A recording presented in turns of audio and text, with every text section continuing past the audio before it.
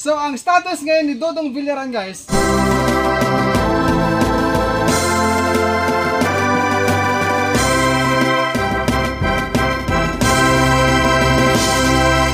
so beginners, kapag po kayo ay meron pong bago inahin na ganitong, wag po kayong maggaganon sa inahin. Alam nyo po ba guys kung magkano ang aking lulugiin pag hindi buhay ang kanyang mga piglets?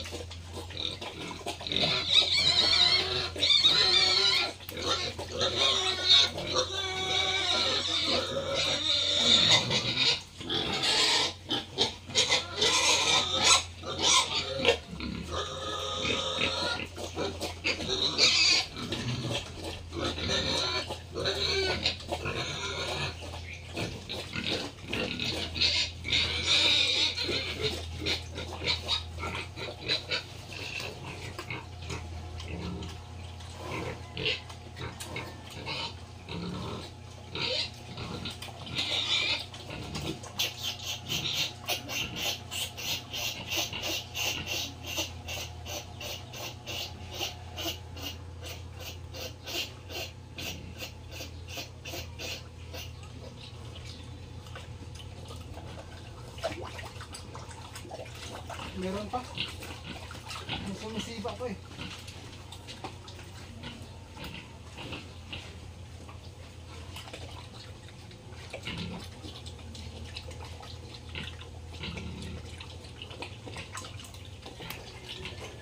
Meron.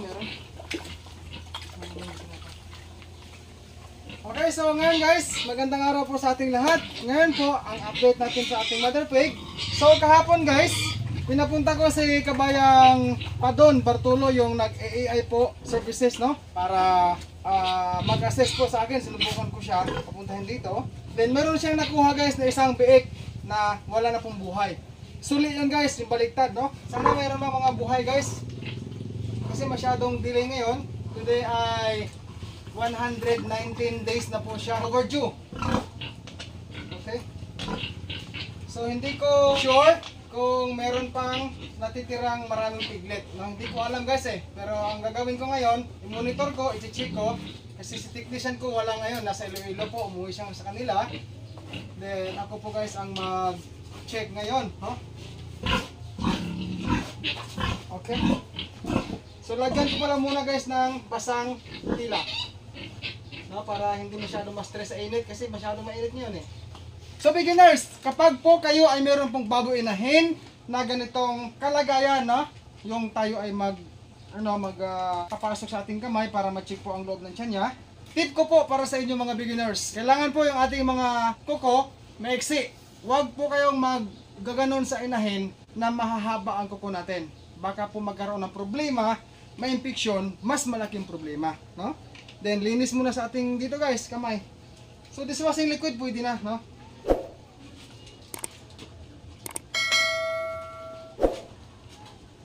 Kasi may mga time talaga mga kababayan na not all the time yung ating mga technician ay available, no? Minsan busy masyado sila. Okay? Sinama ko na guys yung pati dito kasi minsan left and right ang pagdukot ko na. So kailangan po unti-unti tayong masasanay, no? Matututo sa ating mga ginagawa sa backyard piggery.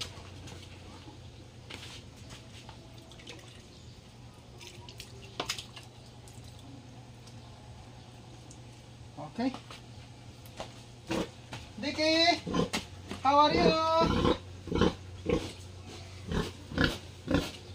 Check natin guys kung anong status nito.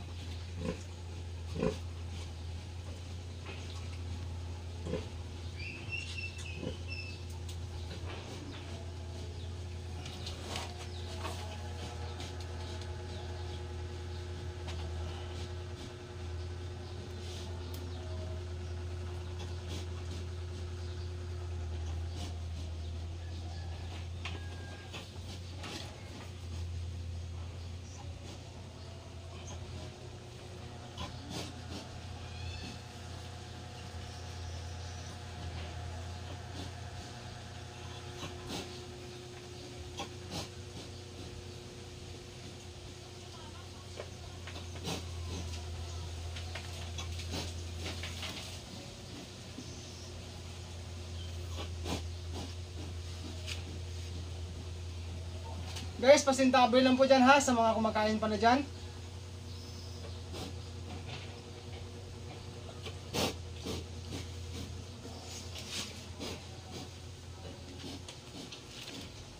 Alam nyo guys, mga beginners dyan,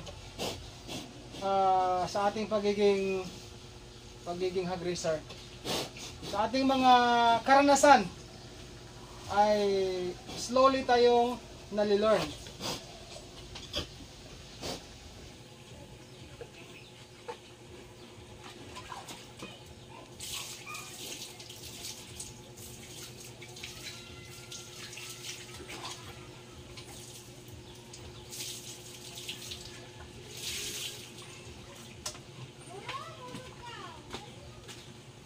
Suyo ako sa white na panyo.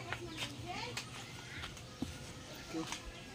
Ayan guys, so ginawa natin para ma-check natin guys. Wala pa po akong nakakapa na big po sa loob niya. Pero guys, ang mangyari nito, ang status po nito ay patuloy po akong mag-ano sa kanya, mag-monitor, no? Kasi minsan parang nakakapa ko, may sumisipa pa, ibig sabihin baka may buhay pa ako na piglet sa loob. First time po ito nangyari sa aking mother pig po, no, pang-apat na parity. So isa sa mga dahilan na aking po nakikita yung chimpo, yung panahon guys na sobrang mainit ng panahon, no? Although hindi naman lahat ng baboy inahin natin ang ganito ang nangyayari, no? Pero yan guys, kahapon nga meron tayong nakuha.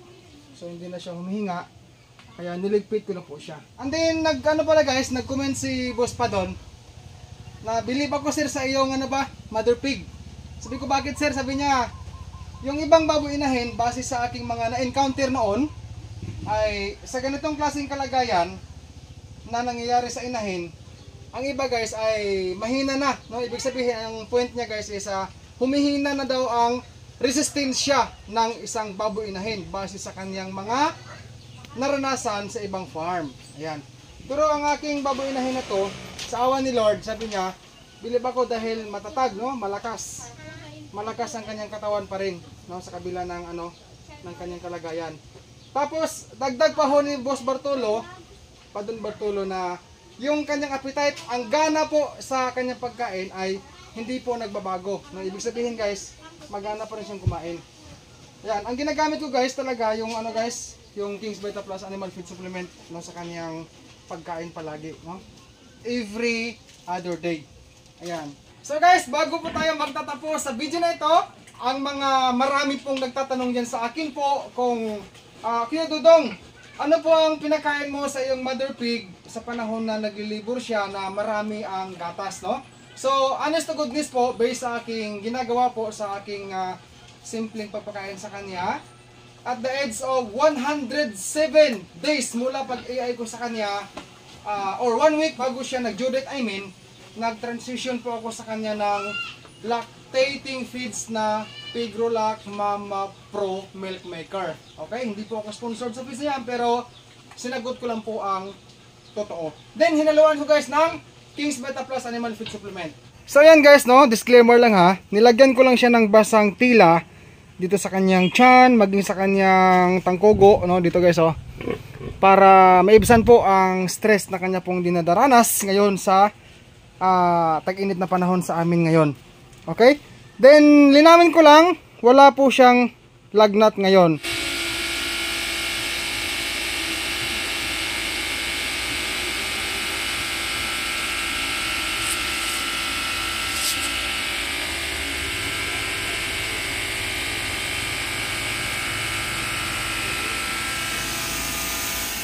Maglalagay tayo ng tubig ha, sa simento. Alam nyo guys, nahingal siya sa mainit na panahon. Sa totoo lang guys, ang masasabi ko lang ginagawa natin ang lahat na ating pong makakaya para sa ating mga baboy. Kahit basic lang guys na mga kaalaman, pero ang trials and problems ay sadyang dumadapo sa bawat tao sa mundo. Okay? So, sprayhan mo natin guys ang atop, ang bubong. Bubong ng aking pangbabuyan. Kasi nga po, pati ang F1 ko dito ay nahingal na rin. Dike! Dike!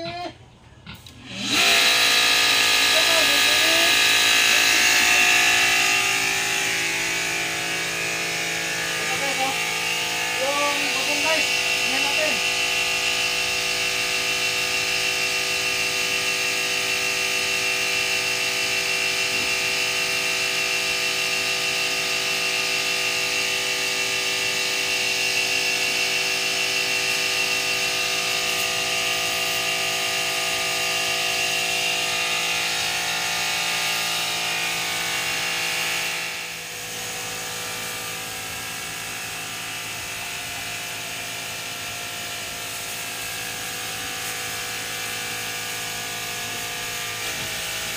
Okay, so guys, kung inyo pong naalala ang sinabi ko po noon na sa atin pong ginagawang farming, no? Any kinds of farming, tatlo lang po ang mangyayari sa atin bilang farmer.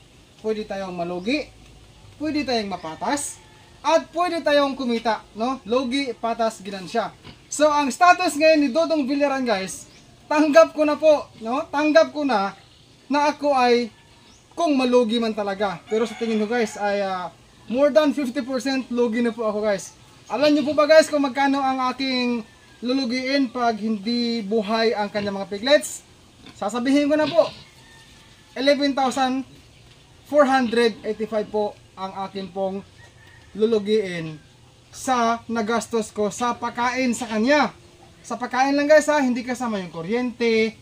Now more or less, abot ako ng mga 12,000 to 13,000 mula pag AI hanggang ngayon po guys. Hindi pa ho kasama ang pagod ni Dodong. Pero dahil tayo ay laking hirap, no, lumaki tayo sa trabahong sakada, ay okay lang po sa akin guys kasi kailangan po natin magtrabaho, no? Kailangan po natin magtrabaho para mabuhay. Siyempre po, wag po tayong mawawalan ng pag-asa, no? Sa sinabi ko na, viewers, wag po tayong mawawalan ng pag-asa dahil tayo ay habang humihinga, lagi pong may pag-asa. Ang King's Vita Plus Animal Feed Supplement mabibili po sa Agrivet stores nationwide. Kung hindi ito available sa inyong lugar, maaari po kayo mag-direct order sa Shopee sa KBM Agrivet Lines. Pwede rin sa Facebook page ng King's Vita Plus Animal Feed Supplement. Link nila ay nasa description o pwede po kayo mag-text o tumawag sa kanilang cellphone number 0917-795-0220. Available po ang COD or cash on delivery. Maraming salamat po for watching this video. Kung ikaw po ay mahilig sa Baboy Show, kindly don't forget to subscribe and hit the bell ring for more upload. God bless po sa ating lahat and peace out everyone.